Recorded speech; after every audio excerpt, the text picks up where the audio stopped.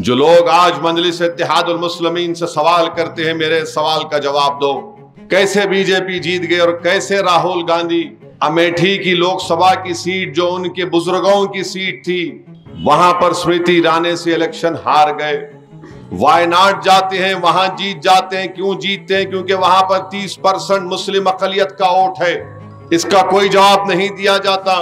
BJP election पे election जीत जाती है, और जब तेलंगाना में इलेक्शन होता है तो कांग्रेस पार्टी हो या बीजेपी हो, ये मिलकर मजलिस इत्तेहादुल मुस्लिमीन पर निशाना ताकते हैं, इल्जामात लगाते हैं, मगर मेरे सवाल का जवाब कोई नहीं दे पाता कि आखिर बीजेपी क्यों जीत रही है।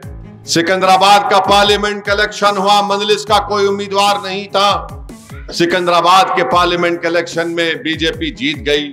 हल्के असेंबली नामपल्ली का रिकॉर्ड उठाकर देख लो, अगर 7 असेंबली हल्के जात अगर सिकंदराबाद के पार्लियामेंट के हल्के में है, तो नामपल्ली में बीजेपी को शिकस्त हुई थी, क्योंकि यहां पर मजलिस का एमएलए था। हमने खोलकर बीआरएस की उस वक्त तायीद की थी। इस सवाल का भी जवाब कोई नहीं दे पाता। मेरे अजीज दोस्तों और बुजुर्गों, बताना ये चाह रहा हूं कि चाहे कांग्रेस हो या बीजेपी हो या कोई सियासी जमात हो, वो हरगिज इस बात को कबूल करने के लिए तैयार नहीं है कि मुल्क की जमहूरियत में मजलिस इत्तेहादुल मुस्लिमीन ने जो मुकाम बनाया है, वो ये नहीं चाहते कि मजलिस का सियासी वजूद रहे। वो हरगिज इस बात को नहीं मानते कि मजलिस एक सियासी ताकतवर जमात बनती जाए।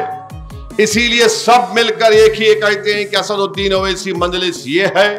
कांग्रेस के लोग ये कहते हैं कि मजलिस फलां की टीम है।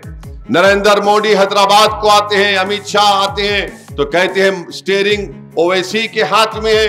कांग्रेस के लोग आते हैं तो कहते हैं ये इनका भी टीम है। अरे मेरे सवाल का तो जवाब दो। तुम सिकंदराबाद क्यों नहीं जीते? तुम अमेठी क्यों हार गए? 2014 और 19 के पार्लियामेंट के इलेक्शन में मैं 3 लोकसभा की सीट पर लड़ा हूं। तो मजलिस को निशाना बनाना सिर्फ इनका एक ही मकसद है कि आपकी सियासी आवाज ना रहे, आपकी जो सियासी पहचान है, आपका जो इत्तेहाद है, इनको पसंद नहीं आता। ये जो इत्तेहाद एक गुलदस्ते के रूप में मजलिस ने कायम किया है, इसमें हमारे बुजुर्गों का खून शामिल है, इसमें हमारे असलाफ के लोगों ने बहुत मेहनतें की, इसमें यही हल्के असेंबली नामपल्ली के मोहम्मद गौस की शहादत इसमें शामिल है। मेरे अजीज दोस्तों और बुजुर्गों, मजलिस की अहमियत को समझिए आप। मजलिस से इतनी नफरत आखिर क्यों है?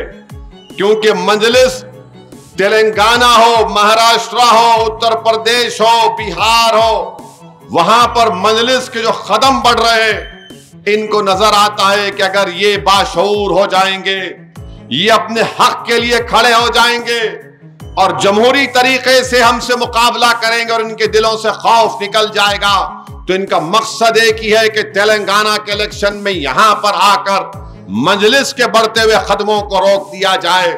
इसीलिए कांग्रेस के बड़े बड़े नेता आकर ये बड़ा तंजिया तौर पर कहते हैं कि हम असदुद्दीन ओवैसी को हैदराबाद से निकलने नहीं देंगे। इनके बोलने का मकसद क्या है कि हम हैदराबाद में ही रहे, हम हैदराबाद से बाहर ना निकले।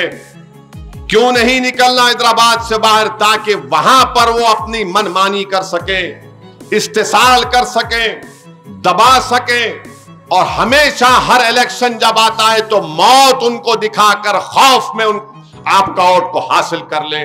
मजलिस मौत का खौफ नहीं दिखाती, मजलिस कहती है कि हम लड़ेंगे। मजलिस डर के नाम पर वोट हासिल नहीं करती, मजलिस काम की बुनियाद पर वोट हासिल करती है।